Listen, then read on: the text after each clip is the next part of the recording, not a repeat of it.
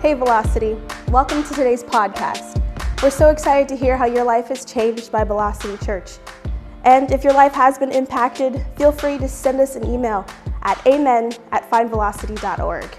Now, sit back and enjoy the message.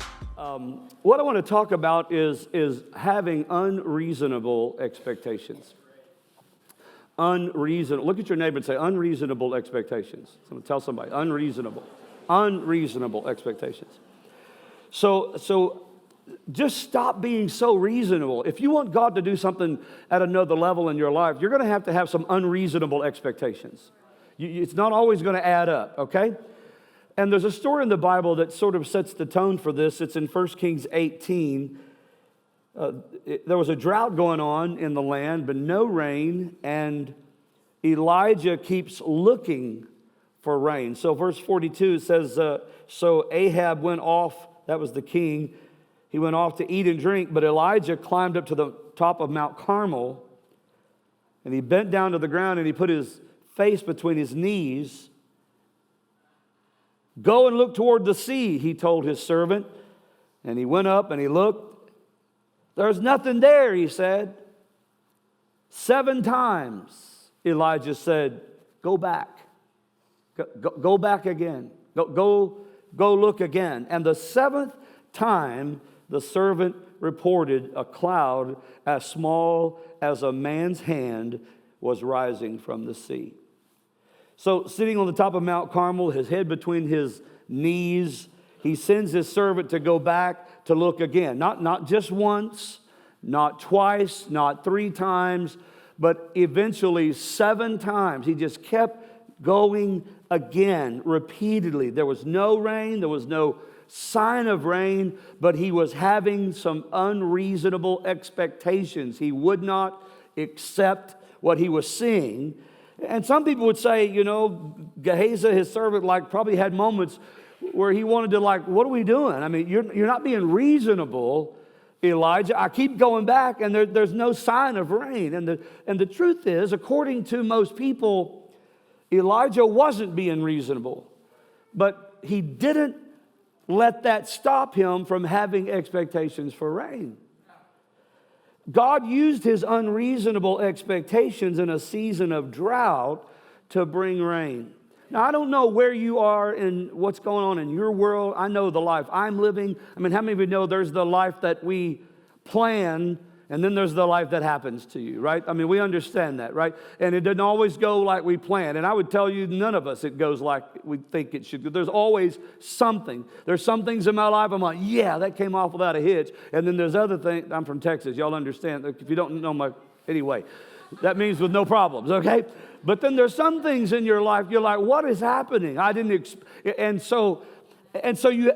know where you're at today, but what I'm asking you to do is to not let your current expectations be a limitation to what God wants to do in your life. Why not step up and have some unreasonable expectations, okay? It's not reasonable to believe that a guy named Nehemiah in the Old Testament who had been taken to a foreign land and was hearing that his home city of Jerusalem was in ruins and had been just destroyed, and he felt called of God in his heart to go home and rebuild it and to ask the king's permission to go back. It's unreasonable to think that he could even, first of all, be allowed to do that. He was allowed to go home, and in 52 days, he rebuilt the city of Jerusalem. 52 days.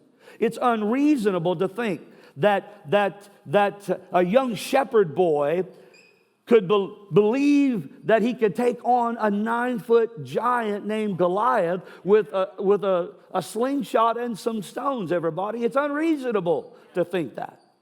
It's unreasonable for me to think that Jesus could come and pick 12 men, and those 12 men would follow Jesus for 3 years, a little more than that, and those 3 men start a global movement that we call the church that's still in existence today. Don't let your expectations be so reasonable. If God is for you, who can be against you?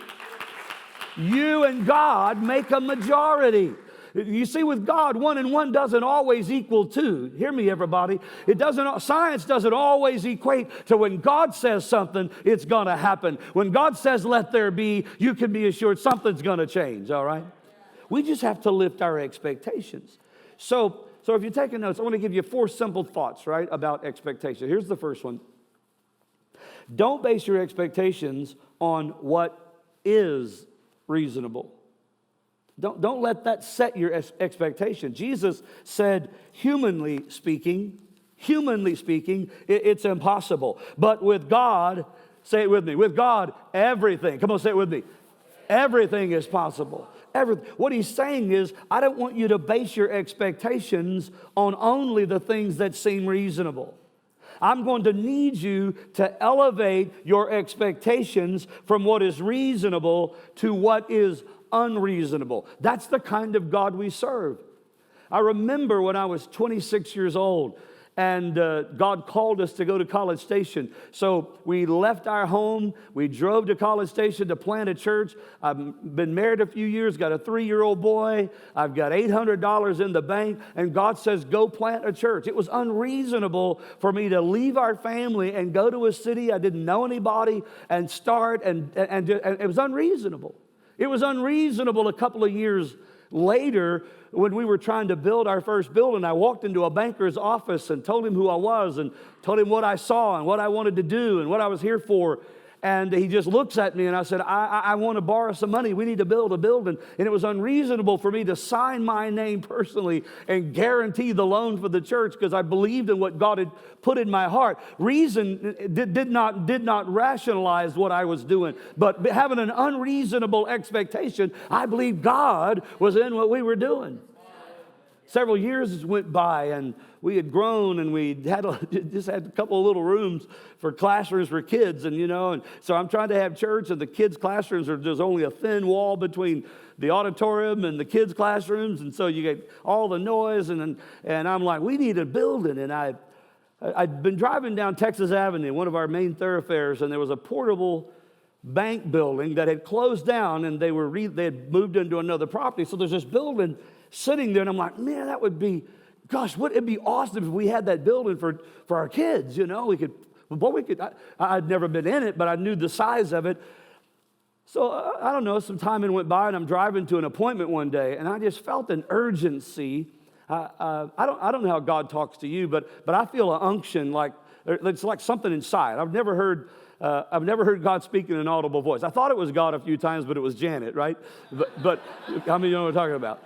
But, all right. She's not here. God bless her to defend herself.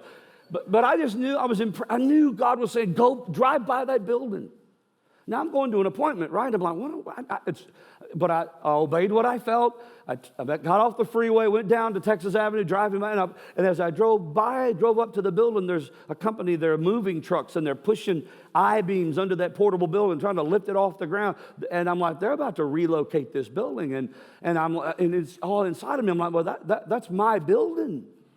And so I drove up, and I asked where the foreman was, and they said, well, he's sitting over in his truck. Now, not that all foremen are sitting over in their truck, but he was sitting in his truck. So I drove over, beside him, window to window, door to door, so to speak, rolled down my window and told him who I was. And I said, what are you doing in the building? And he told me, and I'm like, man, and something inside of me, I never met this guy, I can't remember his name to this day, but something came all over me, and I looked at him, I said, God told me to tell you that that's my building.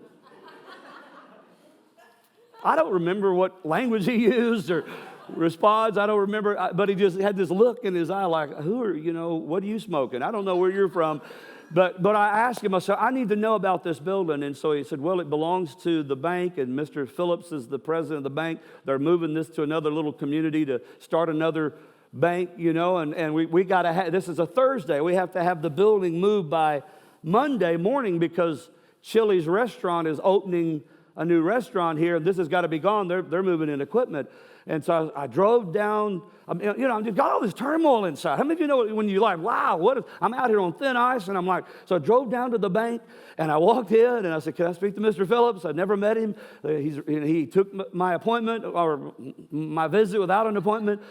And I told him who I was, walked in, told him the story I just told you. Said, God told me that's my building. And he's like, well, he didn't know what to say, and this is Thursday. Well, God is my witness. While I'm in that building, it started raining. And it rained Thursday, and it rained Friday, and it rained Saturday, and it rained Sunday. And on Monday, it's still raining. And I drive back to that banker's office, and I'm like, this is my building. God told me this is my building. And before it was over, I offered him an unreasonable amount of money, low unreasonable amount of money for that building. He not only sold me the building, but he loaned me the money. I didn't have it. I said, well, thank you for that. Thank you for that good accepting my offer. Now I don't have the money, so I'm going to borrow it from you.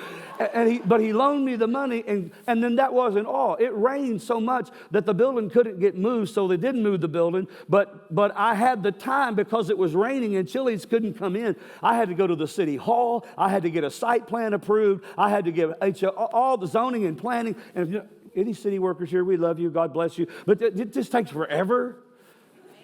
But God is my witness. 3 weeks later, 21 days later, that building was sitting on our church property, and it still sits there today and still is being used by us. It was unreasonable, okay? I'm just trying to build your faith here today. In fact, I remember we went through a time, I remember our first $1 million loan that I went to ask for. Well, that was a huge deal for me, and I remember all of that, and one day I was preaching, and I was kind of frustrated. Your pastor's, by the way, if you're new, come here. You got to put up with me today. You need to come here, Pastor Justin. He's intellectual, and he's intelligent, and he's good looking, and you'll enjoy his sermon probably a whole lot better than you enjoy mine. But I was frustrated in that message, and I said something to our congregation. I said, I believe God's going to, someday bankers are going to come to our house. They're going to walk in my office instead of me going and asking for help. They're going to come to us and ask for our business. And then after church, I'm like, did I really say that? I just didn't know that I said that. God is my witness. A few months later, within about a 30-day period, 4 bankers walked in my office asking for our business. I didn't have to go to banks anymore. Now they're coming to us. I've never went to a banker since. They've called me and said, we're hustling your business. How many of you know unreasonable expectations? I'm saying, we're talking about the vision of the church, everybody. Now you say, why would you tell us those stories? I'm telling you those stories because what we're about is not about us. This is about something bigger. We're here to build something for the name of Jesus. Jesus came to build his church, and we get to be a part of completing and fulfilling the vision of Jesus, which is building the house of God, which is saving lost people and getting us ready for eternity, everybody. That's what this is all about. There are people in this room who have grown up in dysfunctional families and abandoned by one or both parents. And it's not reasonable for you to believe that you can be emotionally healthy, but you can. It's not reasonable to believe you can have a strong marriage and a bright future. But I've come to tell you, stop being so reasonable and believe God for the unreasonable here today.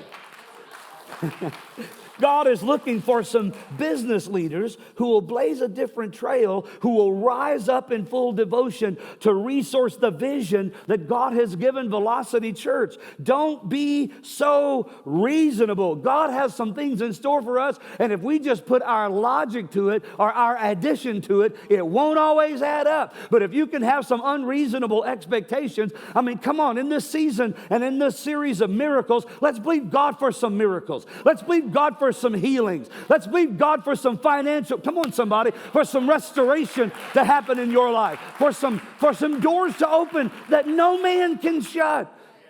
Start believing God for that. Don't base your expectations on what is so reasonable. Here's the second thing I wrote down. Don't base expectations only on past experiences. Man, this is a tough one, right? That's what I find most intriguing about this story of Elijah looking for rain. He experiences repeated disappointment, but continues to expect a good report. I don't know if Elijah had to get up and walk around, change his position. I don't know what he had to do. I don't know if he had to go work out, if he had to vent some frustration. I don't know what he did. I don't know if he put on a headset and listened to worship music. I don't know. But whatever he did, we do know that somehow Elijah found a way to reset his expectations. to rekindle the fire of unreasonable expectations inside of him. And he just kept saying, go again. Go look again. I'm not giving up. Just because what has happened to you has happened to you doesn't mean that's the outcome and the end result of your story and your life. It might be a chapter in your story, but you need to realize that just past it, don't let past experiences in your life predicate to you and dictate to you what your future is going to be like. You can change from today moving forward by the grace of God. If you can have some unreasonable expectations, God can change your future. All it takes is a step of faith, everybody.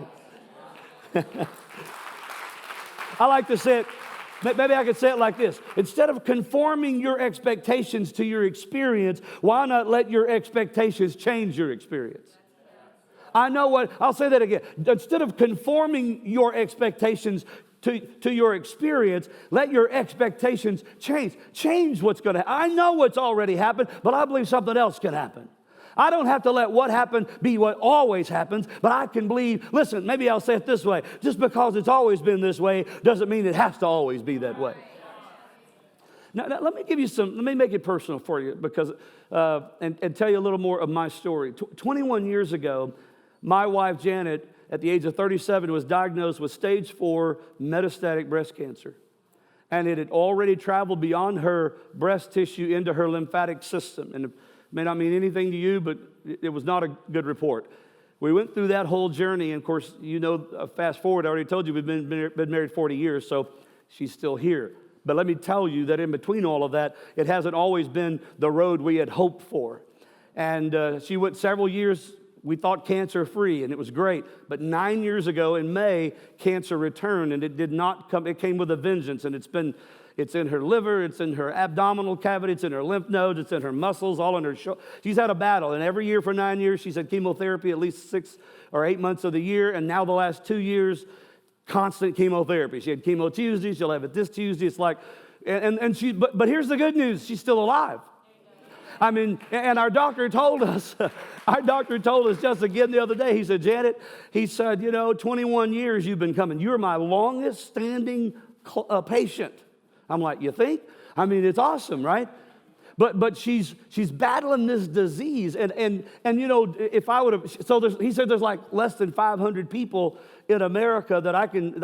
There's got to be. We don't have a pattern for you. You've lived beyond any expectation that any of us could have ever had. And I just got to say, I'll stand there and look at him and say, yes, she's still alive. Yes, she's still here.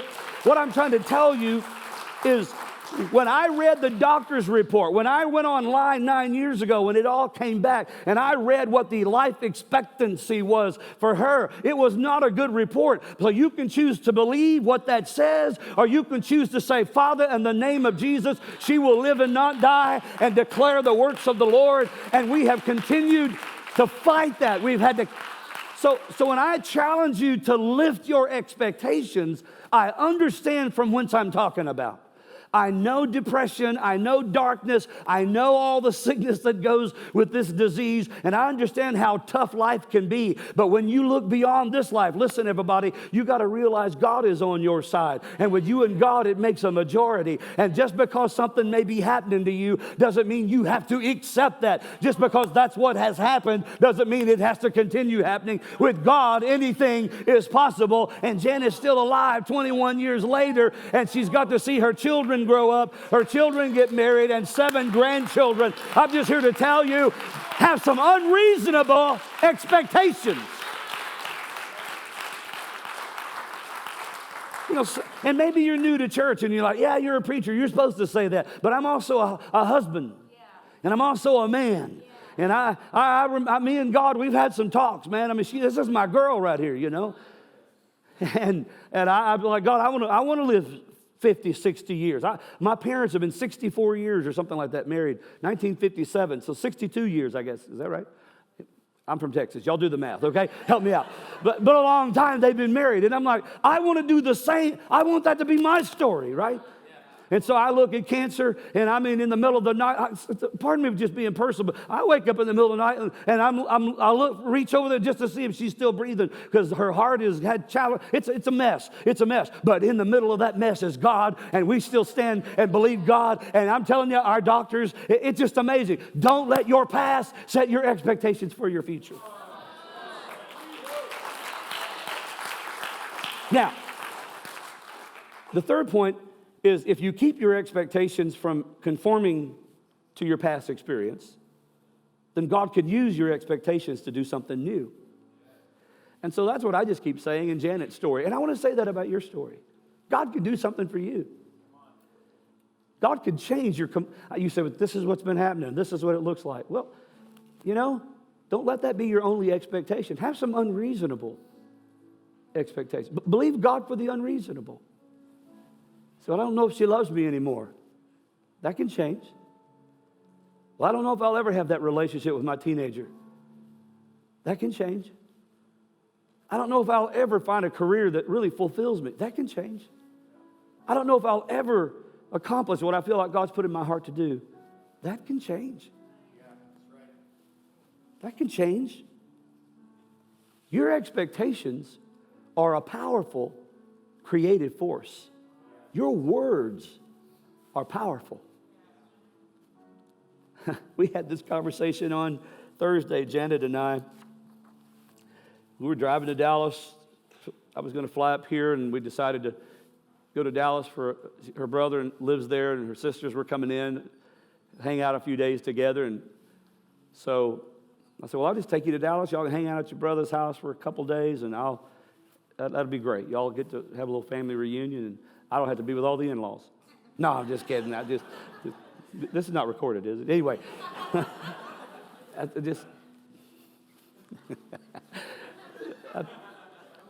saw it. My mind just goes crazy. I don't mean to do that. But she was talking, and she's, I'm going to be really transparent. She said there was stuff going on, and then she looked over, she said, honey, I'm so sorry. I'm complaining, aren't I? She was nauseous. She didn't feel good. I mean, she's chemo. And I just looked at her, and I said, well, first of all, it's okay. I mean, who else are you going to complain to, right? I mean, I'm your husband, and I get it. But then she said, but I'm going to say it different. And so she just changed her words. Just instead of saying, complaining, she decided, I'm just going to say, you know what, I'm going to feel better. So she did. I mean, just drive. This happened Thursday, just driving in the car. And then so a little later, she must have been feeling bad again. We're a couple hours drive. She said, I'm going to feel better. The power of your words. You got to change your expectations. Okay? You got to see, you got to believe for that. So, when the disciples fished all night and they'd caught nothing, Jesus said, go again. Go again, but do it differently. Put your nets on the other side. I'm not telling you to keep doing the same thing over and over. I mean, I'm from Texas, and I get that. I understand if you keep doing things over and over, expecting different results, it's probably not going to happen, right? And we know the definition of insanity, right? But you may not. Let me say it to you this way: plans change, but vision remains. So here's my fourth point. Now I'll be done today. Never give up on the vision God's put in your heart. And life can be unfair. Life will beat the heck out of you if you let it. No, I would venture to say, and my life, I look at it, and if it wasn't for cancer, that's a big if, right? If it wasn't for cancer these past 21 years, my life would be perfect. No, it's not been perfect, but we choose to look at it that way. God's still with me. Janet's still here. I got good kids. I got great daughter-in-laws. I told my sons, I said, I don't know. I hope you stay married to these girls, because if y'all ever don't get along, you're leaving. They're staying. Anyway. They had my grandkids. They're staying. You guys can go figure it out. But anyway, y'all moved to Texas. What are you expecting from God? And maybe today I could just inspire you a little bit to lift those expectations and to believe God for something more than where you've been. What miracle does He want to do in your life? What darkness have you been facing? What doubt have you been dealing with? What struggle? And I'm just encouraging you today to have some unreasonable expectations and let God do some things that you've not even dreamed about yet. He has more in store for you if you can just hold on to His hand and realize tomorrow's a new day, and I'm not going to let what's happened determine what's going to happen. I'm going to believe God for some new things, right? Can I pray?